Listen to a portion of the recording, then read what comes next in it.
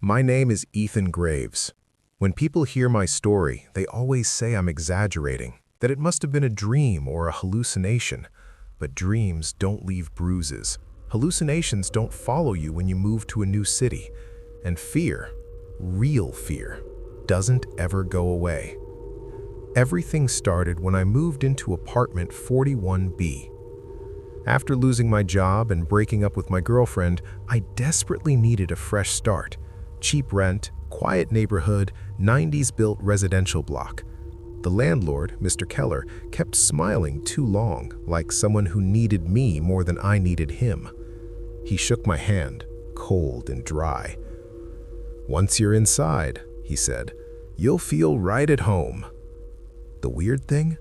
He never once asked for references or background checks. He just wanted someone to live there. Fast. The building was old, brown bricks, narrow hallways that smelled like dust and boiled cabbage. The elevator was always groaning, like it hated every person who stepped inside. My apartment was on the 4th floor, facing a small courtyard where nothing ever happened.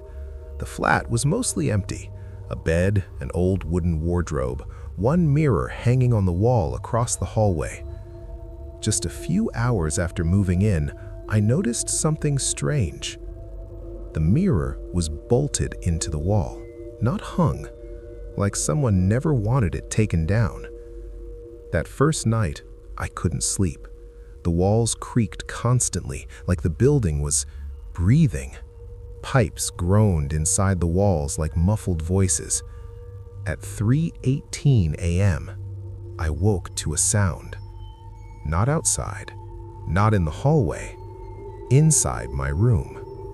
A whisper, soft, broken, close. A voice of someone who had no right to be there. "You came back." I froze. My heartbeat drummed in my ears. I stared into the darkness. No shadows moved. No one stood near the bed. I grabbed my phone. 3:19 a.m. My throat burned from trying not to breathe too loudly. It must be neighbors, I thought. Walls too thin, someone sleep-talking. But then, 3 slow knocks on the floor under my bed. Took 3 seconds. Took 3 seconds. Took. Not pipes, not random noises. Someone knocking from underneath me. I jumped out of bed, turned on the light, and checked under the frame. Just dusty floorboards and my moving boxes. I stayed awake till morning, staring at that mirror in the hallway. The longer I looked at it, the more wrong it felt. It didn't reflect the same brightness as the lights in my living room, like it had its own darkness behind it. The next day, I asked the landlord if anyone lived below me. He paused too long before answering. "No, completely empty. That flat has been unoccupied for quite some time." "Then why can I hear knocking?" I asked. He looked at my chest instead of my eyes. "Old buildings, they move at night." When I pressed further, he forced a smile. "You'll get used to it, Ethan. Everyone does." Everyone? So I wasn't the first. That evening, I met a woman from 41C, Mrs. Alderon, silver hair, eyes tired like she hadn't slept in years.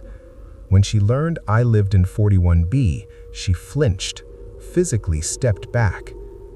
"You need to keep the lights on at night, and whatever you do, don't turn the mirror toward your bed."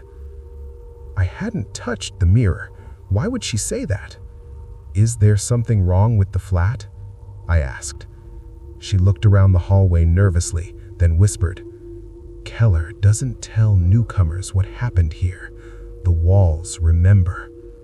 Before I could ask more, she hurried away, locking her door behind her. That night, I taped my phone's flashlight to the wall to keep the room lit. I pushed the bed farther from the floorboards. But at 3:18 a.m., exactly the same time, the whispering returned. This time, louder. This time, this word. You are in the wrong room. Then the knocks, not under the bed, from inside the wall, right behind the mirror. 3 slow knocks, like something trapped in there was trying to get out. I didn't sleep at all, and in the morning, I discovered scratch marks on the mirror's frame. Fresh ones. I tried to convince myself it was all stress. New city, new life, too many thoughts. My ex used to say I overthink everything. Maybe she was right. But stress doesn't leave scratch marks. That morning, I took a closer look at the mirror. The scratches looked like nails had dug into the wood. Not cat claws, not a tool. Human nails, jagged lines, tiny chips stuck inside the grooves. The glass was oddly cold, not cold like a surface, cold like something was draining heat from the room. I told myself to stay busy, but every noise in the apartment made me flinch. The building constantly murmured, pipes rattling, walls shifting, but among those noises I could distinguish something else. Breathing. Soft, slow, and close, right behind the walls. That evening, I walked to the courtyard, trying to clear my head. The air smelled of damp concrete. Cigarette butts littered the ground. A rusted bench sat under a dying tree. And there she was again, Mrs. Alderon, smoking, staring at the 4th floor windows like someone up there was watching her. When she noticed me, she didn't smile. "Did you hear it?" she asked. I didn't have to ask what it meant. "Yeah," I said quietly. "Inside the walls."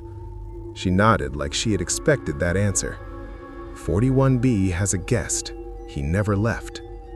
"A ghost?" I tried to joke. She exhaled smoke through her nose, eyes cold. "Not a ghost. Ghosts, they come from the dead. This one comes from the living." Before I could ask what that meant, she stood up, stubbed her cigarette, and left without another word. Her steps seemed too fast, like she was afraid of the dark. I returned upstairs, feeling watched. The hallway light flickered as I passed. Apartment doors were all closed, silent. It felt like the entire building was holding its breath, waiting for something. I forced myself inside 41B. I needed normalcy, something grounding. So I put on music, cooked noodles, pretended life was fine. But the atmosphere didn't let up. The air felt heavy, electric, like the moment before lightning strikes. When I walked past the mirror, I caught a shape, not mine. A shoulder, raised behind me. Too close. I spun around, nothing there. I looked back at the mirror, only myself. Pale, sweaty. Yeah, stress. Had to be stress. I decided to act logical, find the source of the noise. I knocked on the wall behind the mirror, solid. Tried the floor, hollow. I crouched and listened. Nothing. Maybe if I ignored it, it would stop. So I dragged the mirror to face the wall, hiding its reflection. Even bolted, I managed to angle it enough so it didn't face the doorway anymore. I felt safer. For a while. At 3:18 a.m., I woke up again. Complete darkness. My phone flashlight dead. I swear I charged it. The lamp off. All power gone. My heart immediately raced. I sat upright and realized the room was colder than outside. Each breath came out white. Then, a slow scrape. Shk. Like nails dragged across glass. Coming from the hallway. No, I whispered to myself. No. I grabbed my phone, turned the screen on for light. Its glow barely reached the doorway. Then, I saw it. The mirror. Facing my bed again. Not angled, not shifted slightly, completely turned around. Someone had moved it while I slept. The screen dimmed and I tapped it quickly, my hands shaking so hard I nearly dropped the phone. As the light brightened again, I froze. In the reflection, behind my bed, a figure stood. Tall, lean, shoulders too narrow, head tilted like it was curious. Its face blurred like static. I whipped around with a shout, nothing there. But in the mirror, it took a step forward. Not in reality, only in the reflection. I stumbled back, tearing my eyes away, terrified that if I looked too long, it would completely emerge. The mirror's glass rippled, like something behind it was pushing against the surface. Then, that familiar 3 knocks. Tuck, tuck, tuck. Except this time, coming from inside the mirror. Panic drowned every rational thought. I slammed my fist into the light switch. Nothing. I grabbed the wardrobe door and dragged it in front of the mirror, covering it. The knocking stopped instantly. I lay on the floor, choking on breaths, waiting for dawn. Sunrise finally bled through the curtains. When light filled the room, the fear loosened its grip, but didn't vanish. I needed answers, real ones. I went to Mr. Keller's office downstairs, a dusty room piled with boxes.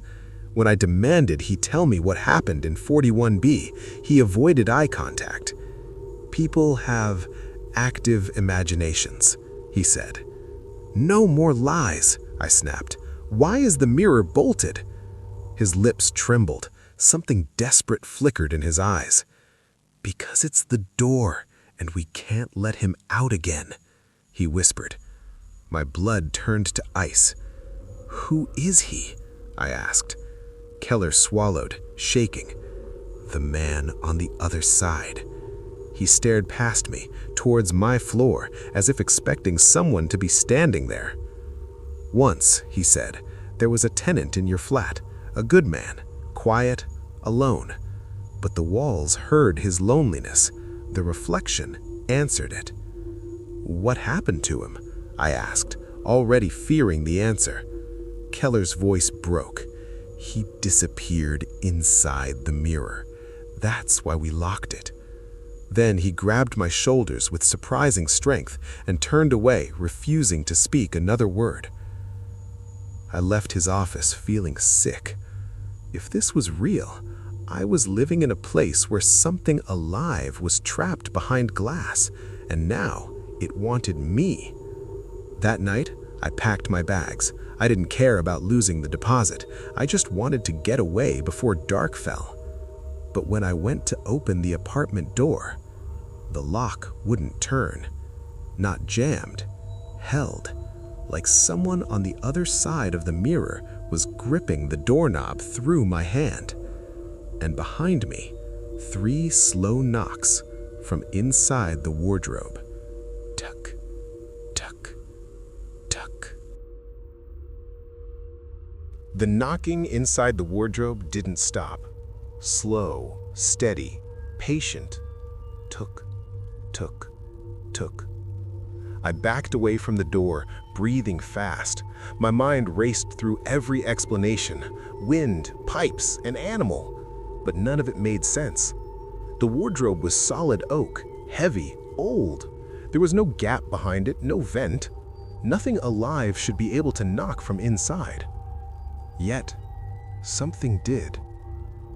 I fumbled for my phone, but the screen died again, even though I'd charged it. My charger light flickered weakly, like the apartment itself was draining every source of electricity. I reached for the front door once more and twisted the lock. Still stuck. This time, I pressed my ear against the metal. That was when I heard breathing on the other side.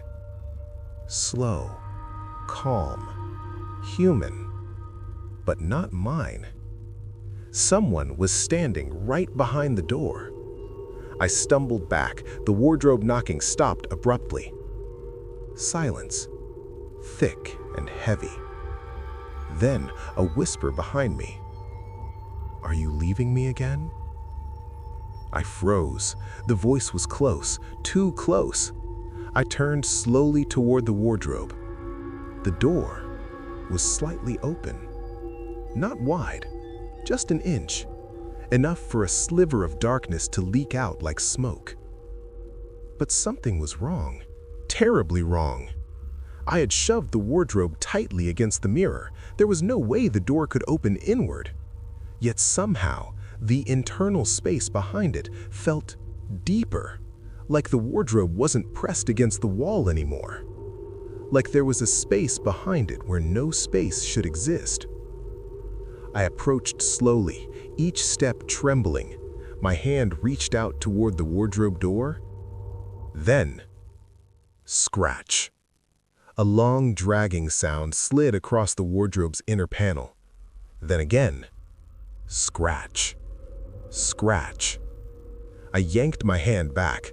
The scratches grew louder, more frantic, like something with long nails was raking its way upward.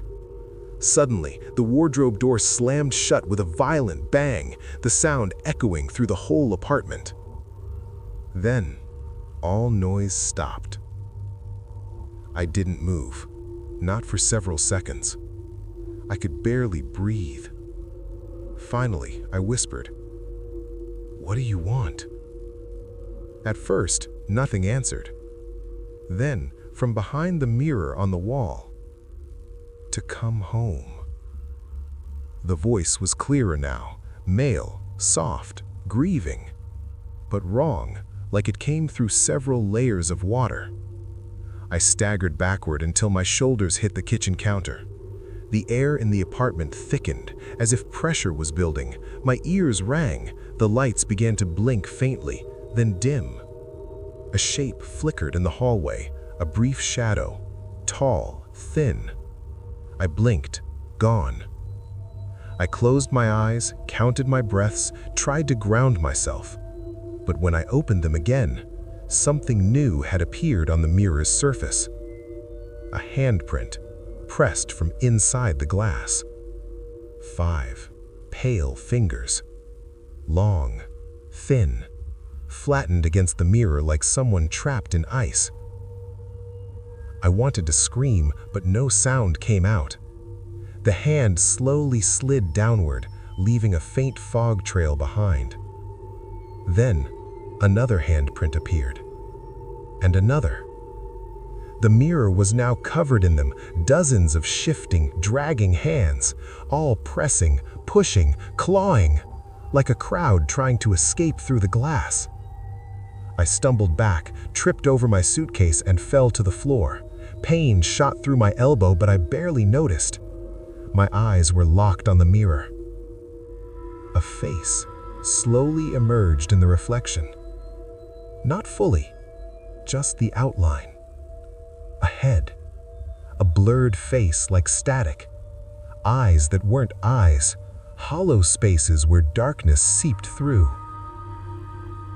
"You left me," it whispered. My blood turned to ice. "I don't even know you," I shouted. The figure tilted its head in the reflection, the same way the shape in the hallway once had. "But I know you." The mirror trembled violently, as if something was pounding against it from the other side. The wardrobe slid across the floor, inch by inch, pulled by something unseen. It was being dragged away from the mirror. No, no, no, no! I crawled forward and tried to push the wardrobe back, but the force pulling it was stronger than me, much stronger. The wardrobe scraped aside, revealing the full mirror, glowing faintly like a foggy window at night. The scratching and knocking intensified, the lights flickered, the air vibrated. I backed into the corner. Suddenly, the mirror stopped trembling. Everything went silent. Dead silent. Then, a single crack appeared across the glass. A thin fracture, like a spiderweb beginning to form. Another crack branched out. Another. The reflection darkened. Something moved behind the fissures. Then, I saw him. For the first time clearly.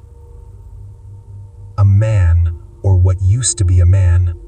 Tall, unnaturally thin, skin stretched too tight, face blurred like melted wax, hands pressed against the glass from the inside. He leaned forward until his head filled the entire surface, and in a voice that felt as if it came from everywhere at once, he whispered, "Let me out, Ethan." My heart stopped. He knew my name. The lights exploded at once, plunging the apartment into darkness. The mirror shattered inward, not outward, like something had pulled the pieces into the dark behind it. And in the blackness where the mirror used to be, two pale hands slowly reached out. I scrambled for the front door, twisting the lock with every bit of strength. This time, it turned. As the door swung open, a rush of freezing air hit my back and a whisper brushed the nape of my neck. "You can't leave home." I ran. I didn't look back. I fled down the staircase without daring to look back. Every floor I passed felt darker than the one before it. The air grew colder, as if something followed me, drifting, not running, but always just behind. When I reached the ground floor, the hallway lights flickered violently, then went out completely. The exit sign glowed a sickly red. The building breathed. Yes, breathed, as if it were alive and exhaling through the vents. I burst outside and didn't stop running until the building was a distant outline behind the trees. I checked into the nearest motel, shaking so hard the receptionist asked if I needed medical help. I locked myself in the room, pushed a chair under the doorknob, and finally collapsed onto the bed. But even there, far from the apartment, sleep didn't come. Because at 3:18 a.m., the motel heater rattled. 3 slow knocks. Tuk, tuk, tuk. I sat up in terror, staring at the vent grate across the room. The knocking came again, louder. Tuk, tuk, tuk. Not on the door, not on the wall, inside the vent. Then a whisper seeped out like cold breath. "Ethan, home is waiting." My hands went numb. I unplugged the heater, shoved towels into the vent, turned on every light. But at 3:23, the vent cover slid an inch open. I left the motel before sunrise. Leaving doesn't mean escaping. The next day, I found a new short-term rental online, a studio across the city. I paid cash and moved in immediately. The landlord didn't ask questions. I didn't offer any. For the first time in days, I could breathe. The apartment was small, bright, modern, white walls, no mirrors except one tiny bathroom cabinet. When night fell, I kept the lights on. I stayed awake until nearly 4 a.m. before drifting asleep on the couch. And for a while, silence. Then my phone buzzed. A text, unknown number. 3:18 a.m. You forgot your mirror. I dropped the phone, my chest tightened. I slowly turned toward the bathroom. The cabinet door mirror was fogged over, but the shower hadn't been used. The room was cold. A handprint appeared on the glass, then another, and another. Too many hands for one person. I backed into the corner. The cabinet door creaked open on its own. Inside was nothing. Nothing but a dark patch behind the glass, like a shadow leaning close. Something was wrong. The reflection was not mine. The face in the mirror was too tall, its shoulders too narrow, its head slightly tilted the same way I'd seen in 41B. As I watched, its blurred face sharpened, just slightly, revealing hollow pits where eyes should be. Then it smiled, bent, twitching, impossible. I slammed the cabinet shut, but from inside came a voice that made my bones ache. You came back to me once. You will again. I ran out of the apartment, down the stairs, out into the cold night. I didn't care where I went. I walked for hours until dawn rose over the buildings. That morning, I went to the local archive. Something about what the landlord told me wouldn't leave my mind. I searched property records, tenant histories, public newspapers, and there it was. Apartment 41B, 1989. A tenant named Thomas Hale went missing after neighbors reported screaming behind the walls. No signs of forced entry, no evidence of escape. His apartment was found empty except for a shattered mirror. But something else caught my eye. A photo. Hale looked familiar. Same height, same build, similar face structure. The resemblance was uncanny, enough to make my stomach twist. But the real horror wasn't the photo itself. It was the handwritten note clipped to the file. Tenant insisted someone lived inside his reflection, claimed it called to him. Last seen staring into the mirror during a building-wide blackout. And below that, neighbors said he believed loneliness makes a doorway. I slammed the folder shut. The creature, the thing in the mirror, it didn't haunt the apartment. It haunted people. People who were alone. People who looked too long into their reflections. People like me. Final night. For 3 days I slept in cafes, parks, anywhere public, but exhaustion eventually won. I checked into another motel. No mirrors, no vents I couldn't block. That night, I lay awake listening to cars passing outside. Each sound reassured me I was in the real world, not trapped in the dark with him. At 3:18 a.m., my phone lit up again. No number, just a notification. Mirror connected. My stomach turned to ice. The motel did not have a smart mirror. The app wasn't even installed. The light flickered. The air temperature plummeted. Then, on the blank TV screen across the room, a reflection appeared. My room, my bed, me, and behind me, a tall figure, shoulder rising, head tilted, blurred face slowly sharpening. My breath hitched. I turned around, nothing. Turned back to the TV. He was closer, half the screen now filled with his dark shape. His voice filled the room deeper than before, layered with echoes of every person he had ever touched. "Come home, Ethan." The TV cracked, spiderwebbing like a mirror. 2 pale hands pushed out of the screen, pressing against the glass from the inside. I grabbed my bag, smashed through the door, and fled barefoot into the night. I didn't stop running. I still haven't. Aftermath. It's been 8 months, 8 new apartments, 30 motel rooms, dozens of sleepless nights. I threw away everything reflective, phones, screens, glass, metal, anything with a polished surface. I live like a ghost now, constantly moving, avoiding my own reflection.